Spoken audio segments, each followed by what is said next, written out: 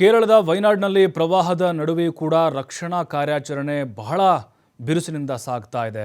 ಈಗ ಅಲ್ಲಿ ಜೀವನ್ಮರಣದ ಹೋರಾಟ ನಡೆಸ್ತಾ ಇರುವಂಥವರು, ಕೊಚ್ಚಿಕೊಂಡು ಹೋದಂಥವರು, ಮಣ್ಣಿನಡಿ ಸಿಲುಕಾಕೊಂಡವ್ರನ್ನ ರಕ್ಷಣೆ ಮಾಡಲಾಗ್ತಾ ಇದೆ. ನಿರಂತರವಾಗಿ NDRF, ಸ್ಥಳೀಯ ಸಿಬ್ಬಂದಿ ಜೊತೆಗೆ SDRF, ಸ್ಥಳೀಯ ಅಗ್ನಿಶಾಮಕ, ಪೊಲೀಸರು, ಸ್ಥಳೀಯರು ಎಲ್ಲರೂ ಕೂಡ ಈಗ ರಕ್ಷಣಾ ಕಾರ್ಯಾಚರಣೆಯಲ್ಲಿ ತೊಡಗಿಸಿಕೊಂಡಿದ್ದಾರೆ. ಬಟ್ ಇಲ್ಲಿ ಗೊತ್ತಾಗ್ತಾ ಇರೋದು ಶವಗಳ ಒಂದು ಸಿಗ್ತಿರುವಂಥ ಒಂದು ಪ್ಲೇಸ್ ಏನಿದೆ ಅಥವಾ ಮಣ್ಣಲ್ಲಿ ಸಿಕ್ಕಾಕೊಂಡಿರೋದೇನಿದೆ ಮತ್ತು ಆ ಒಂದು ಚಿಲಿಯಾರ್ ನದಿಯಲ್ಲಿ ಕೊಚ್ಕೊಂಡು ಹೋಗ್ತಿದ್ದಾರೆ. ಬಟ್ ಈಗ ಕತ್ತಲು ಆಗ್ತಾ ಇದ್ದಂತೆ ರಕ್ಷಣಾ ಕಾರ್ಯಾಚರಣೆಗೆ ಅಡಚಣೆ ಉಂಟಾಗ್ತಾ ಇದೆ. ಕೇರಳದಲ್ಲಿ ಕಂಡು ಕೇಳರಿಯದ ಮಹಾ ದುರಂತವೇ ನಡೆದು ಬಿಟ್ಟಿದೆ.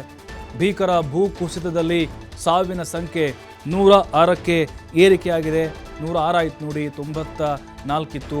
ವಯನಾಡಿನಲ್ಲಿ ಪತ್ತೆಯಾಗ್ತಾನೆ ಇದೆ. ಹೆಣಗಳ ರಾಶಿ ತೇಲ್ಕೊಂಡು ಬರ್ತಾ ಇದ್ದಾವೆ. ಮರದ ದಿಣ್ಣೆಗಳಂತೆ ನದಿಯಲ್ಲಿ ಕಾಣಿಸ್ತಾ ಇದ್ದಾವೆ. ಗುಡ್ಡ ಕುಸಿತ, ಪ್ರವಾಹಕ್ಕೆ ಸಿಲುಕಿ ದೇವರ ನಾಡು ಅಕ್ಷರಶಃ ಸ್ಮಶಾನವಾಗಿಬಿಟ್ಟಿದೆ. ಸಾವಿನ ಸಂಖ್ಯೆ ಮತ್ತಷ್ಟು ಹೆಚ್ಚಾಗುವ ಸಾಧ್ಯತೆಗಳಿದ್ದಾವೆ. ವಯನಾಡು ಶೋಕದ ನಾಡಾಗಿ ಮಾರ್ಪಾಡಾಗಿದೆ. ಅದರಲ್ಲೂ 3 ಗ್ರಾಮಗಳಂತರೂ ಕೂಡ ಕಂಪ್ಲೀಟ್ ಆಗಿ ನಾಶ ಆಗಿಬಿಟ್ಟಿದ್ದಾವೆ. ಕಾಣಿಸ್ತಾನೆ ಇಲ್ಲ ಅಂದರೆ ಜಲ ಸಮಾಧಿ ಆಗಿಬಿಟ್ಟಿದ್ದಾವೆ. ದೇವರ ನಾಡಿನಲ್ಲಿ ಜಲಾಸುರನ ಅಟ್ಟಹಾಸ ಮಿತಿ ಮೀರ್ತಾ ಇದೆ. ಪ್ರಕೃತಿ ಮುನಿಸ್ಕೊಂಡಿದೆ. ರಕ್ಷಣಾ ಕಾರ್ಯ ಈಗ ಭರದಿಂದ ಸಾಗ್ತಾ ಇದೆ.